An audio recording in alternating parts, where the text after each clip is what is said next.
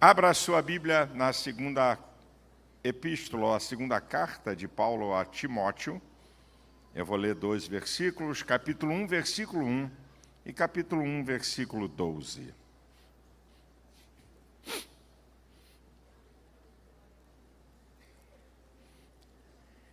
Segunda Timóteo, capítulo 1, versículo 1. Paulo, apóstolo de Jesus Cristo, pela vontade de Deus, segundo a promessa da vida que está em Cristo Jesus. Versículo 12. Por cuja causa padeço também isto, mas não me envergonho, porque eu sei em quem eu tenho crido. Estou certo de que é poderoso para guardar o meu depósito até aquele dia. Aprendendo com o apóstolo Paulo a ter um ministério exemplar. Isso para quem vai ser consagrado a pastor e para nós pastores. Mas eu posso botar no título também, aprendendo com o apóstolo Paulo para uma vida exemplar. Eu destaquei ministério por causa da consagração, mas a palavra serve para você que é pastor, pastora, e para você que é membro da igreja. O apóstolo Paulo, ele é um fenomenal exemplo de um cristão e de um ministro do Evangelho. Então vamos aprender alguma coisa com o apóstolo Paulo. Se nós queremos ter uma vida ministerial exemplar ou uma vida cristã exemplar. Aqui está alguns, nem todos, que eu não tenho essa capacidade, mas eu destaco algumas coisas da vida do apóstolo Paulo, que se eu e você colocarmos em prática, nós podemos ser obreiros por excelência e crentes por excelência. Número 1, é que o apóstolo Paulo possuía uma profunda comunhão com Deus. Para você manter uma profunda comunhão com uma pessoa, você precisa manter uma vida íntima com essa pessoa. Manter. Não é apenas ter, mas manter. Se você não manter uma vida íntima com qualquer pessoa, uma vida de um relacionamento mais estreito, você jamais vai ter uma profunda comunhão com essa pessoa. E a mesma coisa é com Deus. E o apóstolo Paulo, ele me mostra elementos que podem construir esse profundo relacionamento com Deus. Eu já preguei aqui, mas tem gente nova. Todas as vezes que algum pregador, alguém falar de elementos, elementos é o que compõe um todo. Significa que não adianta você querer usar apenas um elemento que não vai funcionar. São os elementos que compõem um todo que me mostram como é que você pode construir uma vida de relacionamento profundo com Deus. E o apóstolo Paulo me mostra isso. Número 1, é Paulo que diz em 1 Tessalonicenses 17:17, orai sem cessar. A oração é a chave da intimidade. Paulo nunca manda ninguém fazer uma coisa que ele não praticava, e daqui a pouco eu mostro isso. A oração é a chave da intimidade. Eu já falei aqui, e repito, e falarei tantas vezes quanto forem necessárias. Por que o povo de Deus ora pouco? Eu não preciso reunir teólogos, eu não preciso reunir sociólogos para uma mesa para discutir por que o povo de Deus ora pouco. O povo de Deus ora pouco porque, na verdade, não crê que está falando com Deus soberano, que tudo pode, que tudo faz, que tudo tem, e que você tem a necessidade de ter intimidade com Ele, porque só em Deus o ser humano tem sentido de completude. Então, meu irmão, sem oração, como é que você mantém um relacionamento profundo com alguém? Conversando, falando. A oração é a única maneira que você tem para falar com Deus. Deus tem N maneiras para falar com você, mas você só tem uma maneira para falar com Ele. Então, como é que você pode travar relacionamento profundo com alguém se você não conversa, se você não fala? Então, aqui está a chave da intimidade, da profunda comunhão de Paulo com Deus, que ele era um homem de oração. Em segundo lugar, é que ele buscava conhecimento com intelecto. Meditação na palavra. Porque você e eu, nós precisamos, não é? Ouvir a voz de Deus através da palavra. Então, o apóstolo Paulo era um homem da palavra. Ele diz em 2 Timóteo 4,13, tu quando vieres, passa na casa de Carpo, em Troades, que eu deixei a minha capa, mas traz principalmente os livros e os pergaminhos. Então, Paulo era um estudioso da palavra. Outra coisa importante para Paulo ter uma profunda comunhão com Deus é que o apóstolo Paulo praticava o evangelho. Ele não apenas pregava o evangelho, porque o evangelho não é apenas para ser pregado, é para ser vivido. Evangelho é o reino de Deus na terra, em todas as instâncias da minha vida, e não é apenas 2 horas de culto. É por isso que o apóstolo Paulo diz em 1 Coríntios 11:1, sede meus imitadores como eu sou de Cristo. Ele se coloca na frente. Ele não diz, sede imitadores de Cristo, porque eu sou. Não, sede meus imitadores, porque a minha vida imita Cristo. Isso é, eu pratico os ensinos, eu pratico a vida de Cristo aqui na terra. Porque Paulo possuía uma profunda comunhão, é porque Paulo tinha experiências com Deus no seu dia a dia. É o apóstolo Paulo que diz em 2 Timóteo 3,11, aflições e perseguições tais quais me aconteceram em Antioquia, Icônio e Listra. Quantas perseguições sofri, mas o Senhor de todas me livrou. Esse é um problema geracional de hoje, que está repetindo uma história de milhares de anos atrás no governo dos juízes.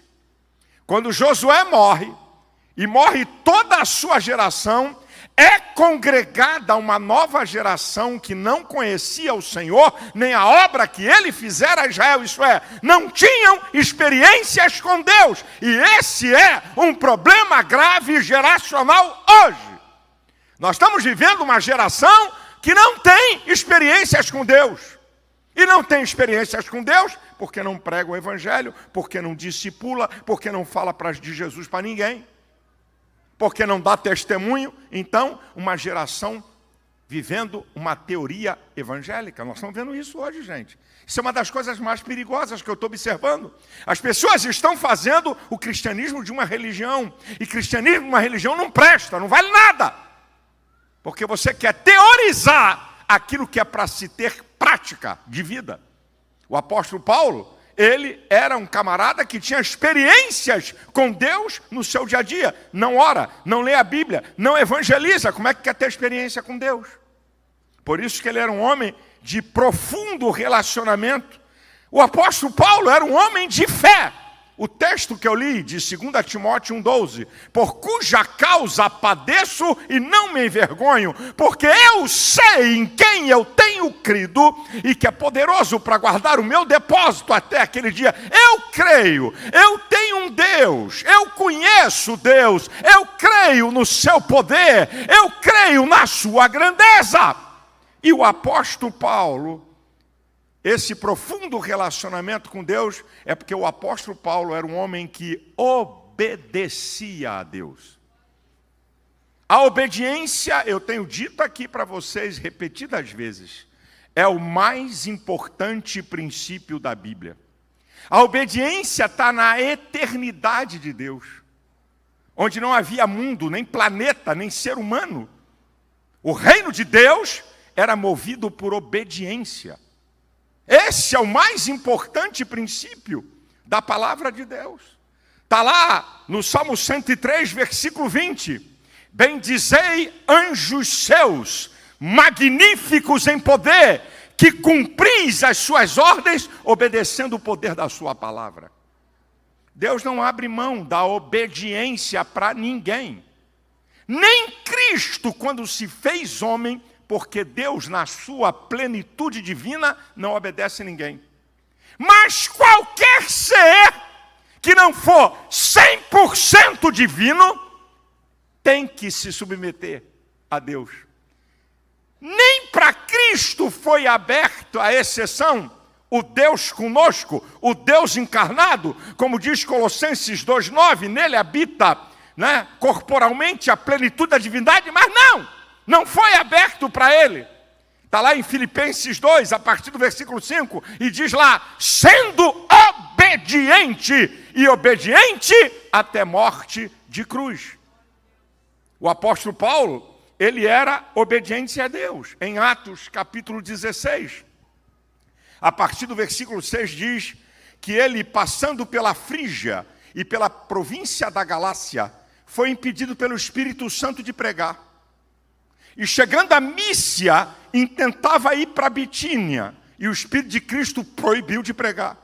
E passando por Mísia, desceram até Troade, e de noite teve uma visão: passa a Macedônia e ajuda-nos. E o texto diz: e logo, imediatamente eles seguiram. Sabe o que o texto está dizendo?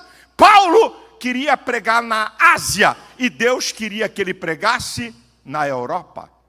Ele mudou completamente o curso da pregação, porque ele era um homem obediente. E a questão é essa, irmãos: quanto maior o grau da intimidade, maior o nível da revelação. Quanto maior for o grau da tua intimidade com Deus, maior será o nível da revelação. É por isso que quase que a metade do Novo Testamento foi escrito por Paulo. E em 2 Coríntios 12:7 foi dado um espinho na carne para que ele não se exaltasse pelo quê? Pela excelência das revelações. Porque esse homem possui intimidade com Deus. E eu quero dizer uma palavra: você pode ser pastor, mas o título de pastor não vai te dar intimidade com Deus. E eu digo uma coisa para o povo: tem crentes que têm mais intimidade com Deus do que pastor, porque obedece os princípios que eu acabei de falar. Então ele tem mais intimidade, por ter mais intimidade tem revelação que pastor não tem. Isso não é cargo, isso é obediência a princípios. Esse é um exemplo que eu e você temos que seguir. É uma instrução que nós encontramos na palavra de um ministério de excelência. Número 2, o que é que eu aprendo com Paulo? É que Paulo não abre mão da verdade do Evangelho.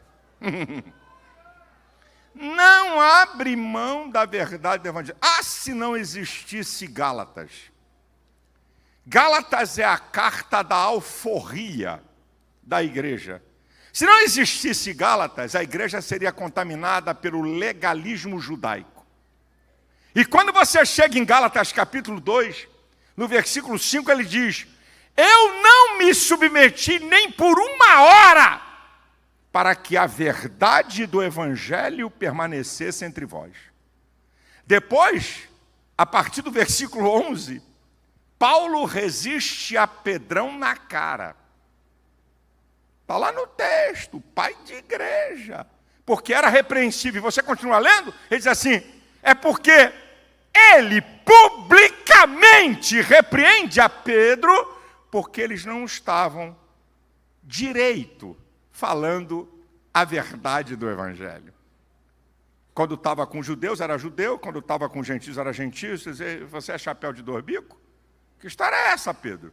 E ele, na igreja de Antioquia, ele repreende publicamente, diante de todo mundo, a Pedro. Porque não abre mão da verdade. Pastores da ADVEC, nós não podemos abrir mão da verdade do Evangelho. Pode vir com a moda que quiserem, com a teologia que quiserem, pesquise na palavra.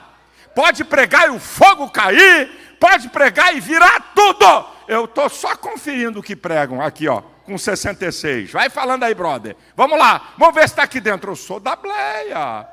E na Bleia nós temos muitos defeitos, mas uma coisa da Assembleia de Deus é o fundamento teológico. Ah, irmão, nessa eu estava falando com uma igreja, agora que eu fui convidado, que o Senhor me leva para igrejas que têm crise, porque a vida vai caminhando, então a gente passa a ter um respeito pela história, e eu fui pregar numa igreja em crise. Aí eu disse: olha, com todo respeito, nossa igreja não é perfeita, que perfeição é no céu, mas uma coisa da igreja, da marca da Assembleia de Deus, é a teologia, e nós não negociamos teologia. E o apóstolo Paulo, ele diz em 2 Coríntios, capítulo 4, versículo 2, capítulo 2, versículo 17, fala sobre os falsificadores da palavra. Nós não podemos falsificar a palavra. E Paulo é tão ousado que Gálatas 1, 8 e 9 ele diz, olha, mesmo que eu ou um anjo vos anuncie um outro evangelho, seja amaldiçoado. E eu vou repetir, mesmo que eu ou um anjo do céu vos anuncie um outro evangelho, seja amaldiçoado. Pode aparecer alguém com transcendência, e alguém que opera milagres, e alguém que fala profecia. Ei, se torcer o princípio da palavra, não! Se torcer os fundamentos do Evangelho, não podemos abrir mão da verdade do Evangelho.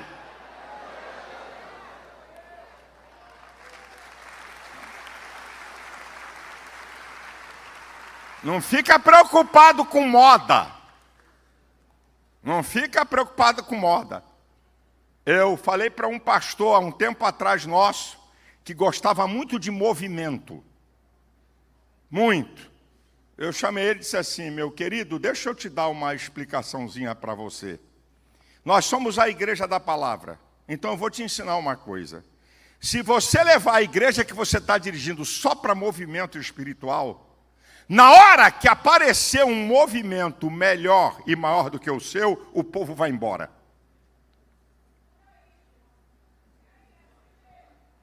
Só estou te dando uma dica, meu brother. Se você quer levar essa igreja só para movimento,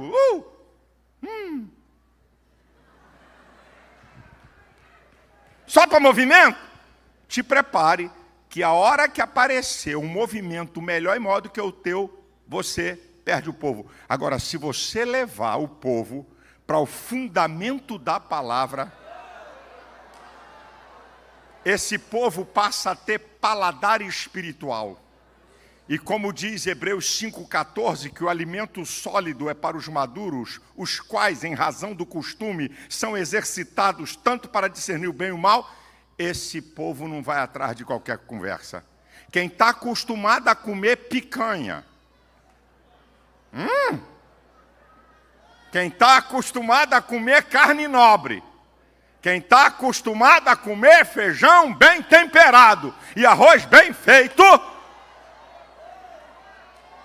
não se satisfaz com coxinha de galinha, nem com quibe, nem com pastel. Está aqui Paulo. Agora, uma outra coisa impressionante do apóstolo Paulo, para nos ensinar, isso aqui é importante, atenção, vou até beber um pouco d'água, atenção, pastores, é que o apóstolo Paulo sabia viver em qualquer situação. Ele sabia viver em qualquer situação. A gente lê texto e não para fazer uma análise pequena. Quando Paulo diz em Filipenses 4,12, sei estar abatido e sei ter em abundância. Em todas as coisas, em todas as maneiras eu estou instruído. Tanto a ter fartura como a ter fome. Tanto a ter em abundância como a padecer necessidade. Então preste atenção que eu vou te falar. Abatimento, fome e necessidade podem gerar desânimo, pode gerar revolta e você se sentir rejeitado. Poxa, isso acontece comigo? Caramba, quanta luta! Vou desanimar. Então, quando a pessoa passa por isso aqui, por crises, abatimento, fome e necessidade, ela pode ser levada a isso. Mas quando uma pessoa experimenta abundância e fartura, ela pode ser levada à autossuficiência e soberba. Quando a coisa está sobrando, quando a coisa está indo de vento em popa, quando todo o vento está a teu favor, cuidado. É para ter mais cuidado quando você tem abundância e fartura do que quando você está passando necessidade, fome e aperto. Porque a abundância e a fartura podem dar uma falsa sensação de que você é o cara. A irmã dizendo lá, é por aí. Pode dar uma falsa sensação de autossuficiência. Cuidado, pastores. Cuidado. Vamos aprender. A coisa está apertada, está apertada. A coisa está mais frouxa, está mais frouxa. Ele sabia viver em qualquer situação. Ele sabia viver na sobra e na escassez. E por quê? Porque a escassez e a fome, a sobra e a fartura não mudavam Paulo. Por causa do versículo 13. Posso todas as coisas naquele que me fortalece. Na fome eu posso, na fartura eu posso, na escassez eu posso, na abundância eu posso todas as coisas naquele que me fortalece, independente das circunstâncias. Uma outra coisa interessante é que o apóstolo Paulo sabia fazer amigos. Nunca ande sozinho, nunca ande isolado. Eu tenho 2 grupos, e explico para você, de pastores que não são membros da ADVEC. Por quê? Eu tenho um grupo aqui de pastores da ADVEC. Eu tenho 2 grupos de pastores da ADVEC na rede social. Eu tenho um grupo dos pastores que me assessoram e tenho um grupo de todos os pastores que dirigem igrejas e departamentos. Mas fora daqui eu tenho 2 grupos. 2 grupos de pastores. Um grupo de pastores mais íntimos e um grupo de líderes. E por que eu tenho relacionamento com outros? Sabe por quê? Porque qualquer grupo que eu faça aqui de pastores, por mais amigos que me sejam, eles sempre vão olhar para mim como autoridade. Por mais amigo que eu seja dos pastores aqui, qualquer relacionamento que eu tenha com eles, eles sempre vão olhar para mim como autoridade. Quando eu me relaciono com outros pastores de outros ministérios, eu me relaciono com iguais. Mesmo o cara sendo pastor de 1000 pessoas e eu de mais de 150 mil, não interessa. Ele não é do meu ministério, então a gente é igual. Então você precisa se relacionar com iguais. Quem são seus amigos? Quem são seus amigos? E eu tenho um outro grupo da liderança maior. São pastores que eu não tenho tanta amizade, mas são líderes grandes nesse país. E eu tenho um grupo que o cara mais novo tem 15 anos que caminha comigo. E o mais antigo tem 45 anos que caminha comigo. Então, você tem que ter amigos, tem que se relacionar. Você não pode ser isolado, porque Provérbios, capítulo 18, versículo 1 diz que aquele que se isola é um verdadeiro ignorante. E o último versículo é diametralmente oposto a esse.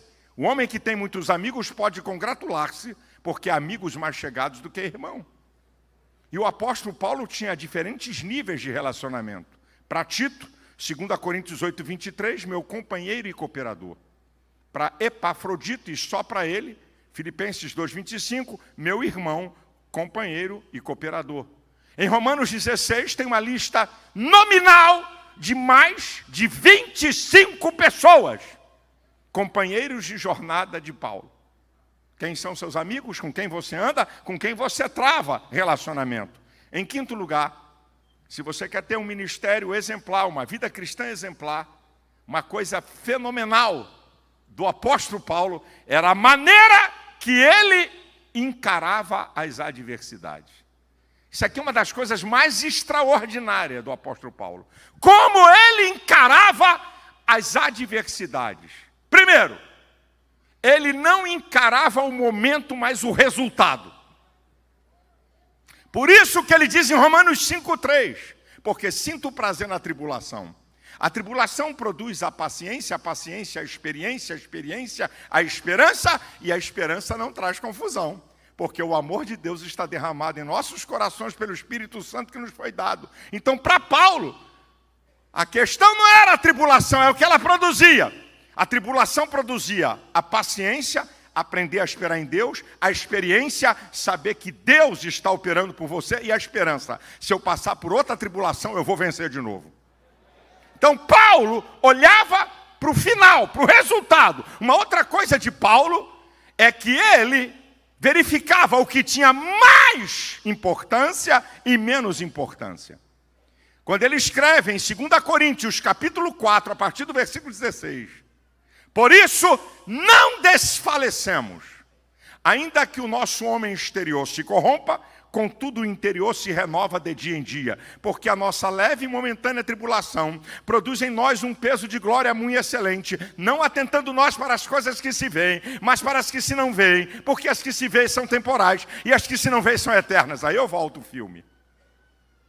Olha como é que ele via o que era mais ou menos importante. O homem exterior se corrompe, mas o mais importante é que o interior se renova de dia em dia. A tribulação é leve, mas o resultado, peso de glória. As coisas que eu vejo são temporais, as que eu não vejo são eternas. Olha como esse camarada tinha essa capacidade. Ele tinha uma capacidade de entender que tribulações e adversidades têm limite. É Paulo que escreve em 2 Coríntios 4, 8 e 9. Em tudo somos atribulados, mas não angustiados, perplexos, mas não desanimados, abatidos, mas não destruídos, perseguidos, mas não desamparados. Tudo tem um limite. Tribulação até o limite máximo anterior à angústia. Viver angustiado não. Perplexo, sem entender nada, mas desanimado nunca. Abatido, fico, mas destruído jamais. Perseguido, até o limite máximo anterior a me alcançar, mas me alcançar não vai. Olha como é que ele tinha uma visão da tribulação e da adversidade. E para Paulo, a tribulação e a adversidade produz fortalecimento espiritual. É Paulo que diz em 2 Coríntios 12, a partir do versículo 7, né, o espinho na carne, e que ele pede a Deus para livrar. Aí o Senhor diz para ele: Paulo, a minha graça te basta, porque o meu poder se aperfeiçoa na fraqueza. Aí Paulo vem e vai responder: de muita boa vontade me gloriarei nas minhas fraquezas, para que em mim habite o poder de Cristo, porque sinto prazer nas fraquezas, nas necessidades, nas injúrias, nas angústias por amor de Cristo, porque quando eu estou fraco, então eu sou forte. Quando eu estou sendo aprimorado na luta e na adversidade, eu estou sendo fortalecido. Não reclama não, pastor. Aqui tem pastores vivendo lutas pessoais de enfermidade. Aqui tem pastores vivendo lutas pessoais de enfermidade na família. Aqui tem pastores vivendo lutas que são gerais e que eu nem sei. Aguenta firme aí. Você está sendo aprimorado, porque Deus vai te levar para uma nova estação.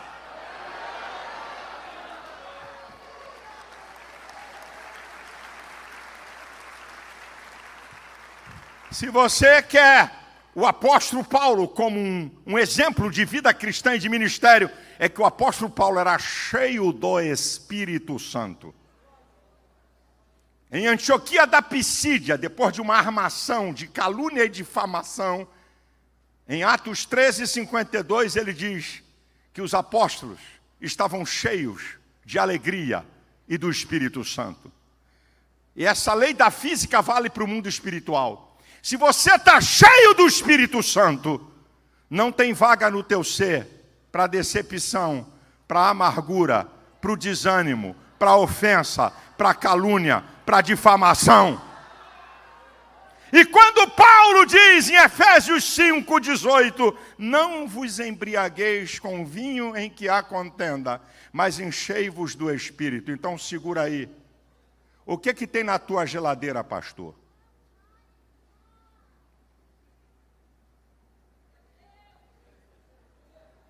A tua geladeira está cheia de quê? De vinho?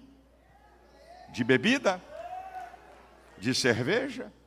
De bebida alcoólica? E depois você convida alguns pastores para a tua casa para tomar um vinho com eles? Você não convida para orar. Você não convida para a tua casa porque está numa semana de jejum e oração. Mas para levar o teu colega de ministério para beber um vinho ou uma bebida, você leva. Deixa chegar aqui no meu ouvido. Deixa chegar aqui com prova para ver se você não vai ser suspenso como pastor. Eu sou aberto, Eu sou uma igreja contextualizada, mas eu não negocio princípios.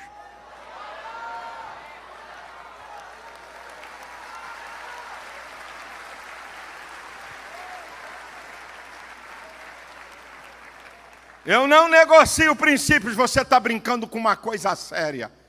Você é exemplo, teus filhos estão vendo. Teu genro está vendo. Tua nora está vendo.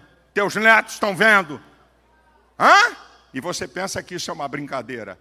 Você está dando legalidade. Porque Efésios 4:27, não dê lugar ao diabo. Não falou para ímpio. Paulo está falando para a igreja. Ao invés de você ser cheio do goró, seja cheio do Espírito Santo. E eu converso, diz que, eu quero parar, eu já vou terminar, mas deixa eu ficar um pouquinho aqui. E eu conheço do bebum evangélico. Não, eu bebo só de vez em quando, todo mês. Não, eu bebo só de vez em quando, quase todo dia. Eu bebo só de vez em quando, todo final de semana. Eu já conheço essa história. Eu não encontro respaldo na Bíblia que você não possa tomar um vinho. Eu não encontro. Eu não posso tomar um vinho. Não tem isso na Bíblia. Mas eu encontro na Bíblia, tudo me convém, mas nem tudo me é lícito. Tudo me convém, mas nem tudo me edifica. Tudo me convém, mas eu não me deixarei dominar por coisa alguma.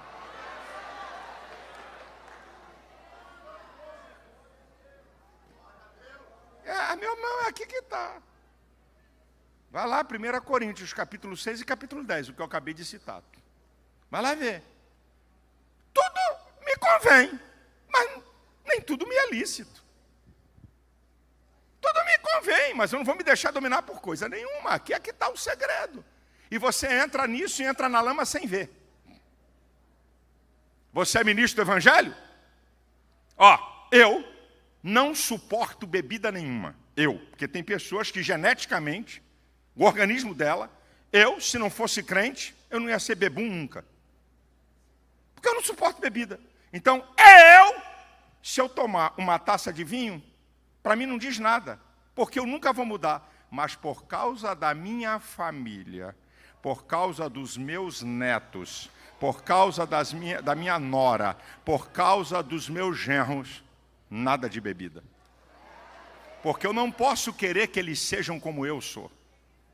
E para quem tem uma tendência, uma colher, não é uma taça não, é uma colher de café, se botar na boca, há um gatilho mental que dispara, para depois dele tomar uma colher, ele vai tomar uma pequena taça, e daqui a pouco ele está tomando algumas garrafas.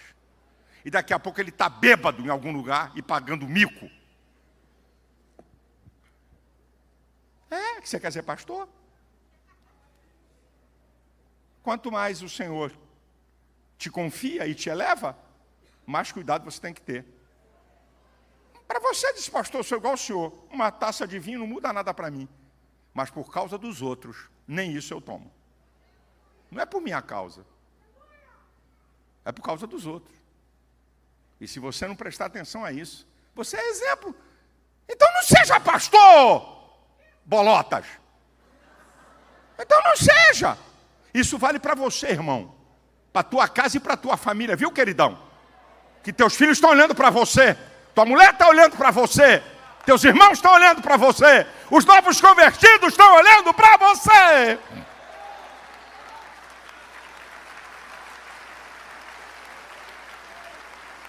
A verdade é que o apóstolo Paulo possuía uma vida exemplar. Ele desafia outros a imitá-los. Por isso que qualquer coisa que Paulo fala para você fazer, ele dá exemplo. Porque Filipenses 4:9 ele diz: o que aprendestes, recebestes, ouvistes e vistes em mim, isso também fazei. Olha para mim, olha para a minha vida. Pratico o que eu estou fazendo, faço o que eu faço. Aqui ele tinha uma vida exemplar. Nós não somos perfeitos, eu tenho defeitos, é verdade, luto contra eles para melhorar. Mas eu tento o máximo ser o exemplo. Eu tento o máximo ser o exemplo. Porque quem manda Quer ser? Vai ser consagrada pastora, lindinha? Cheirosinha de Jesus. Lindinha do Senhor. Você vai ser pastora? Você pensa o quê? Que você vai ter um ar de autoridade? Porque agora é pastora. Não se esqueça que quem continua a ser o pastor lá na igreja é teu marido. Gostaria de informar as senhoras. Porque se ela passar a mandar, eu vou botar teu marido como vice. Tá certo? Ela vai ser a pastora. Hã? Eu só estou dando uma dica. Hã? Você vai ser consagrada pastora? Ah, poder? Não, é exemplo. A sua responsabilidade aumentou. Agora, eu digo uma coisa, eu já estou chegando no final. Uma coisa da marca do apóstolo Paulo é que o apóstolo Paulo é um adorador por excelência.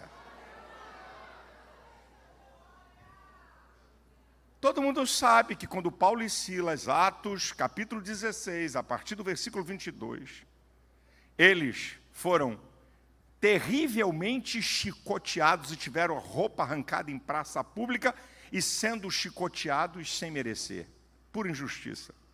Entregue ao carcereiro com a ordem de serem guardados, bem guardados. O que o carcereiro faz? Coloca no cárcere inferior, isso é, o cárcere que não tem acesso de luz.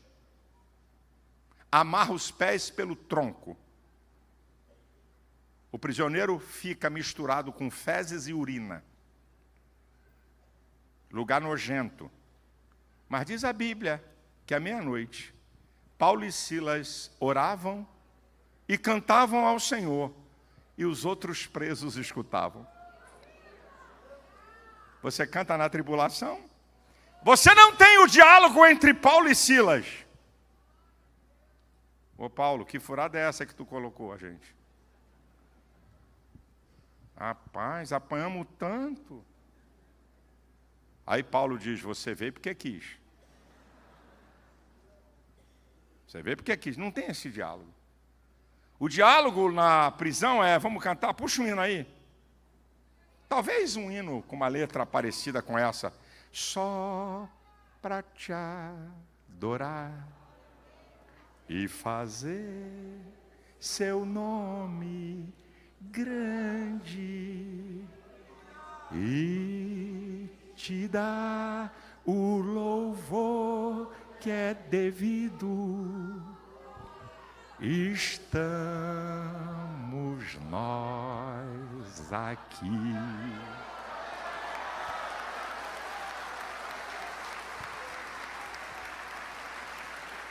Talvez um hino parecido com esse.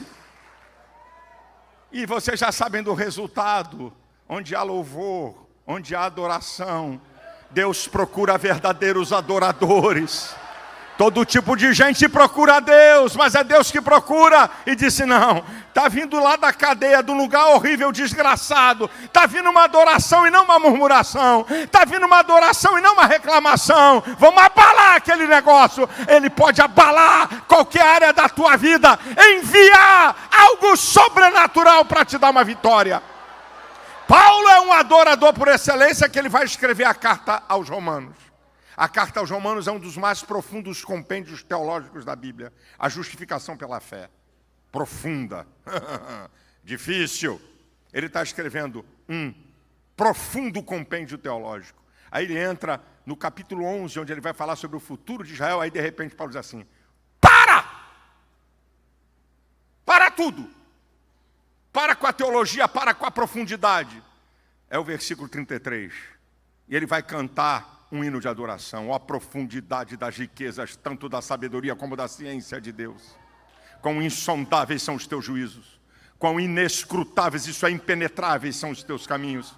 Quem compreendeu o intento do Senhor, ou quem foi o seu conselheiro, quem lhe deu primeiro para que depois lhe seja recompensado, porque tudo é dele, por ele e para ele. Glória, pois, a ele eternamente. Amém. Deixa eu dizer uma coisa para pastores aqui. O adorador por excelência para a teologia profunda para adorar a Deus. Tem pastor? que estamos na adoração. Olha a postura do pastor.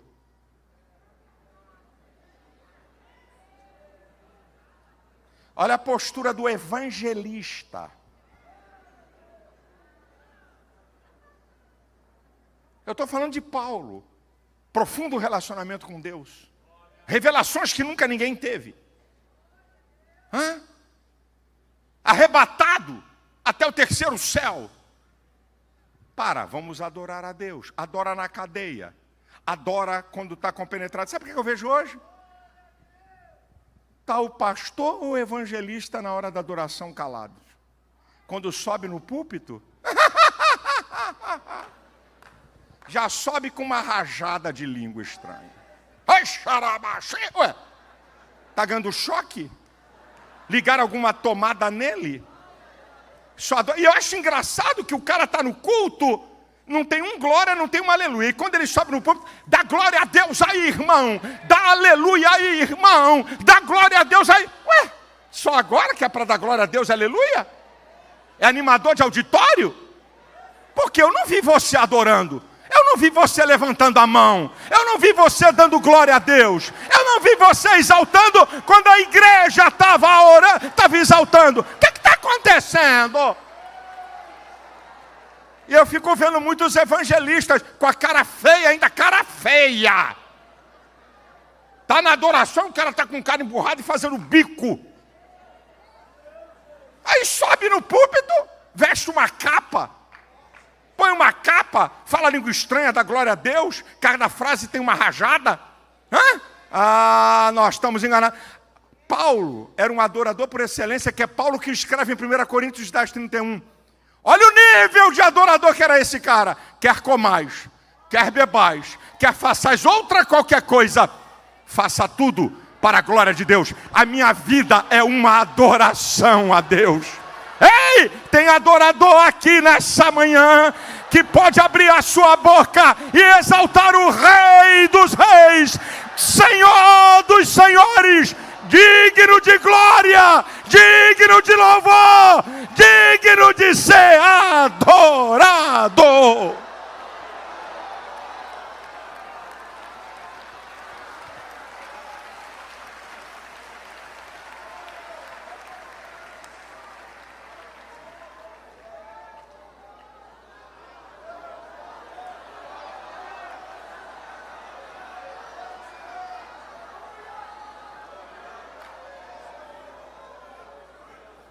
Eu não sei pregar se não tiver glória. Então dá glória durante o culto todo, ô bonitão. Eu não sei pregar se o fogo não tiver aquecido. Então entra na igreja e começa a aquecer o teu fogo. Vamos parar de fantasia em púlpito, de enganar povo com bravata para se sentir feliz, porque povo é levado. Adore a Deus. E adorar a Deus não é só 2 horas de culto, não. Você adora a Deus até do jeito que você come. Tem gente que eu fico pensando para onde vai a comida. Você tem 2 maneiras de se alimentar: tua necessidade ou teus olhos. E se você pensa que a glutonaria não é pecado, você está precisando ler Colossenses capítulo 3. Meu irmão, acabou a glória, acabou a aleluia. Rapaz, eu fico vendo, desculpa, mas eu vou falar? Vai falar? Vou. De vez em quando eu desconfio que tem pastor e mulher de pastor que vieram de 12 horas carregando tijolo e saco de cimento. De vez em quando eu desconfio, quando eu vejo gente começar, eu digo, esse cara deve estar há 12 horas com um trabalho pesado. Ele fica atrás da montanha de comida. Não sei por que eu estou engordando, porque você está comendo vento. Vento engorda, viu, irmão, irmã? Está pensando que não? Parece que é o último bife da face da terra. É o último churrasco da face da terra. É o último feijão tropeiro. Aleluia. Eu não sei se eu como outro amanhã. Oh, glória. Até na maneira de você comer, você glorifica ou não a Deus, meu irmão. Isso aqui é Paulo. Eu já estou encerrando. O apóstolo Paulo.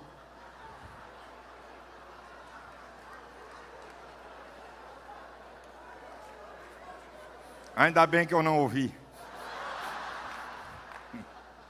O apóstolo Paulo, uma das coisas fenomenais desse cara, ele não abre mão de seus objetivos.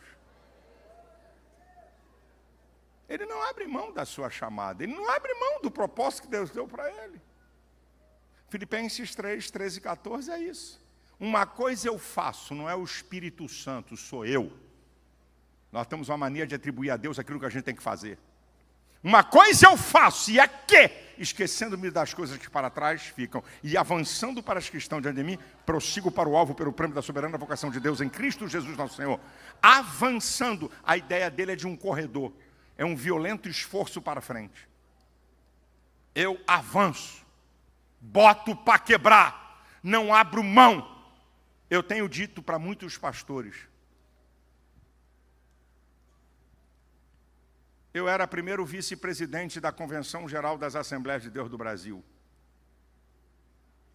E no próximo mandato, o pastor grande líder da Assembleia de Deus, José Wellington Bezerra da Costa, não podia ser mais o candidato. Porque nós estabelecemos no estatuto que a presidência caberia uma reeleição, 2 anos mais 2. Ele já tinha cumprido isso. Eu fui chamado por gente dele para conversar. Com você nós fazemos acordo, porque o seu pai, que era muito amigo do pastor José Wellington, era um homem de palavra, e o pastor José Wellington considera que você é um cara de palavra. Com você a gente faz acordo, para você ser o presidente e depois você apoiar. Você fica 4 anos e depois alguém nosso fica 4 anos e você apoia. Aí eu disse para quem veio falar comigo, eu não estou pensando nisso agora. Eu não estou pensando nesse negócio. Pastor Santos faleceu e eu não era pastor de igreja. Passei a ser pastor-presidente da DEVEC.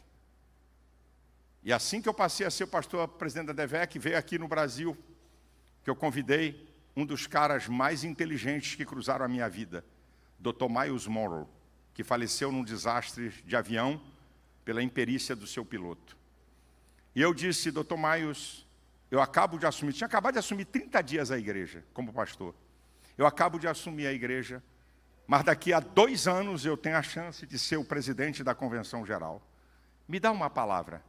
Dr. Miles disse, qual é a sua visão? Qual é o propósito da tua chamada? Me diga. Eu disse, ser pastor da igreja e ampliar essa igreja, tirar ela como igreja local e ser uma igreja nacional e internacional. Aí ele disse para mim, não existe 2 visões. 2 visões é divisão. Você nunca terá perfeição e completude em nenhuma delas. Se você decidir ser presidente de uma organização política eclesiástica e presidente de uma igreja, escolha aquilo que Deus te chamou. Sabe o que aconteceu? 30 dias depois, eu entrei com uma carta renunciando ao cargo de primeiro vice-presidente da Convenção Geral das Assembleias de Deus do Brasil e renunciando ser membro da convenção, por uma visão que Deus me deu. Não briguei com ninguém, não cuspi em prato que comi, nunca falei mal. Eu estou aqui há anos nessa igreja, nunca disse mal.